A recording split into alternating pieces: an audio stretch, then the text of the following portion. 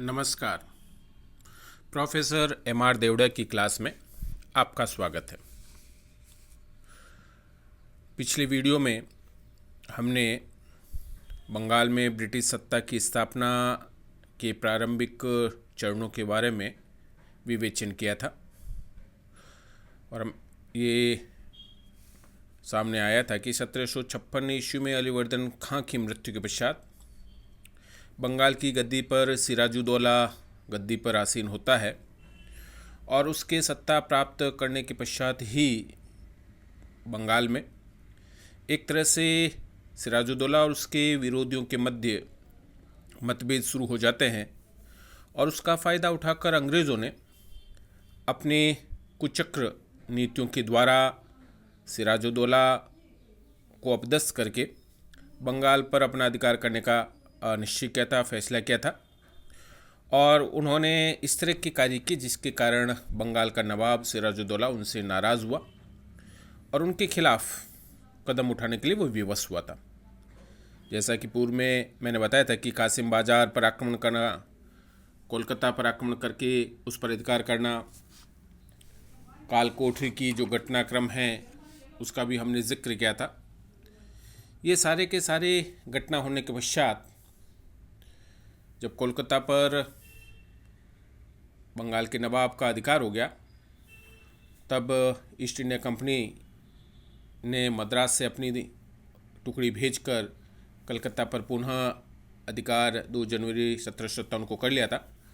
उनके पश्चात 9 फरवरी 1757 को दोनों पक्षों के मध्य यानी सिराजुद्दौला और अंग्रेज़ों के मध्य अलीनगर की संधि होती है और इस संधि के तहत सिराजुद्दौला ने काफ़ी हद तक अंग्रेज़ों की बात मानते हुए उनके साथ संधि की थी, परंतु दोनों ही पक्ष इस संधि को मानने के लिए आतुर नहीं थे। यानी दोनों ही पक्ष इस संधि का उल्लंघन कर रहे थे और ऐसी स्थिति में अंग्रेज़ों के सामने एक बहुत ही शुभ अवसर था कि वो बंगाल के नवाब सिराजुद्दौला को अपने पद से हटाकर अपने विश्वस्त और उनके इशारों पर कार्य करने वाले व्यक्ति को आसीन करें।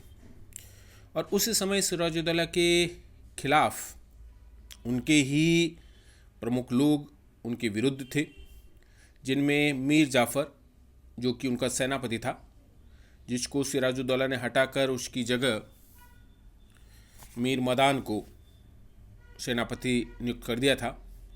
दूसरा महत्वपूर्ण व्यक्ति राय दुर्लभ था जो कि दीवान के पद पर आसीन था।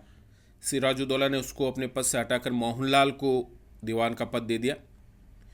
यार लतीफ़ खां एक अन्य व्यक्ति था जो स्वयं बंगाल का नवाब बनने का ख्वाब देख रहा था। जगत सेठ के नाम से प्रसिद्ध 2 व्यक्ति मेहताब राय और स्वरूप चंद्र, जिनका कि सिराजुद्दौला ने एक बार अपमान कर दिया था, उस अपमान का बदला ये लेना चाहते थे।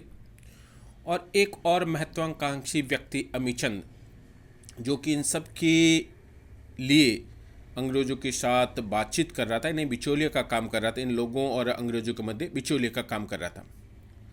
इन सब ने षड्यंत्रपूर्वक सिराजुद्दौला को नवाब के पद से हटाकर नए व्यक्ति को नवाब बनाने का निश्चय किया और उसी के तहत 10 जून 1757 को अंग्रेज़ों और मीर जाफ़र के मध्य संधि होती है, जिसके तहत मीर जाफ़र को बंगाल का नवाब बनाने का निश्चय किया और बदले में मीर जाफ़र ने कंपनी को 1 करोड़ रुपए युद्ध हर्जाना के रूप में देने का वादा किया और साथ में वो सारी व्यापारिक सुविधाएं जो ब्रिटिश ईस्ट इंडिया कंपनी को पूर्व में मिल रही थी वो जारी रखने का उसने वादा किया था। साथ में ही कलकत्ते की फोर्ट विलियम दुर्ग की किलेबंदी की अनुमति भी उसने देने का वादा किया था। ये जब सारा तय हो गया तो उसी समय जो बिचौलिया था अमीचंद, उसने अंग्रेज़ों के सामने, लॉर्ड क्लाइव के सामने एक बात रखी, प्रस्ताव रखा कि वो उसे 30 लाख रुपए तथा नवाब की जो भी संपत्ति मिलेगी उसमें से 5% उसे मिले। यदि उसकी इस बात को नहीं माना गया तो वो नवाब के सामने जाकर इस सारे षड्यंत्र का भांडा फोड़ कर देगा।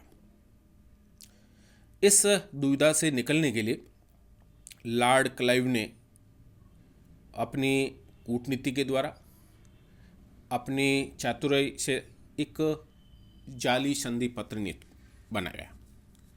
और ये दो कलर के थे, सफ़ेद और लाल। जो सफ़ेद पत्र था वो असली था और जो लाल था वो झूठा था। सफ़ेद संधि पत्र में अमीचंद की सारी बातें स्वीकार कर ली थी और उसमें लॉर्ड क्लाइव के साथ साथ एडमिरल वॉटसन के भी हस्तक्षेप थे।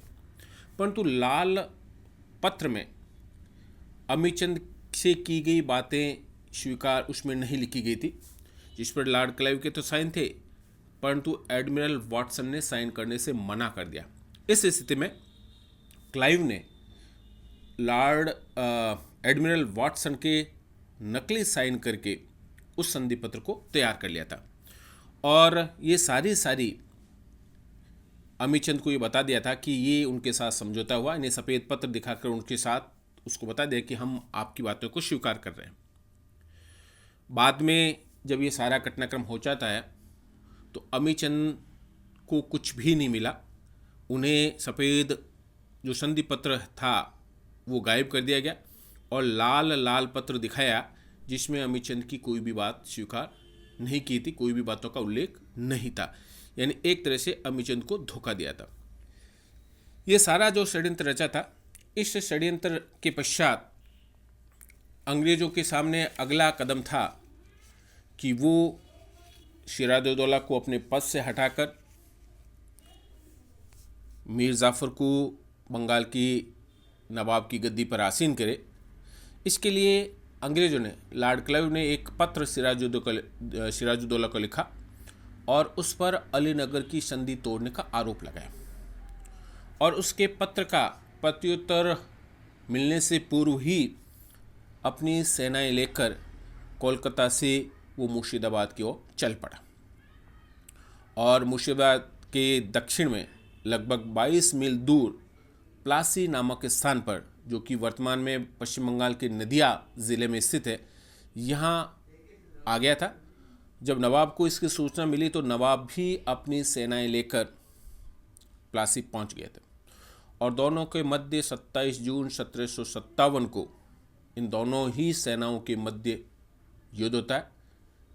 अंग्रेजी सेना का नेतृत्व लॉर्ड क्लाइव कर रहे थे, जबकि नवाब की सेना का नेतृत्व स्वयं कर रहे थे और उनकी सेना में जो सेनानायक थे उनमें से मीर मदान और मोहनलाल वास्तव में नवाब की सेना की तरफ से अंग्रेजी सेना से लड़े और लड़ते हुए वीर गति को प्राप्त हुए थे, जबकि अन्य सेनापति मीर जाफ़र, राय दुर्लभ और यार लतीफ़ खां बिल्कुल निष्क्रिय रहे।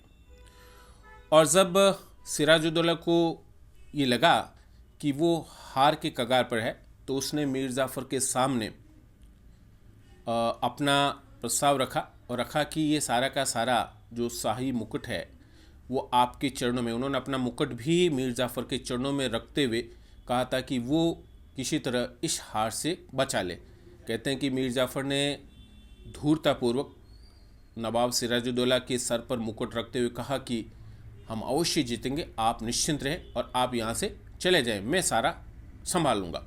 जो ही नवाब सिराजुद्दौला प्लासी से पलायन करते हैं उसकी सेना भाग खड़ी होती है और बाद में सिराजुद्दौला को भी भागते हुए पकड़ लिया गया और 2 जुलाई 1757 को मीर जाफ़र के पुत्र मीरन ने उसकी हत्या कर दी थी।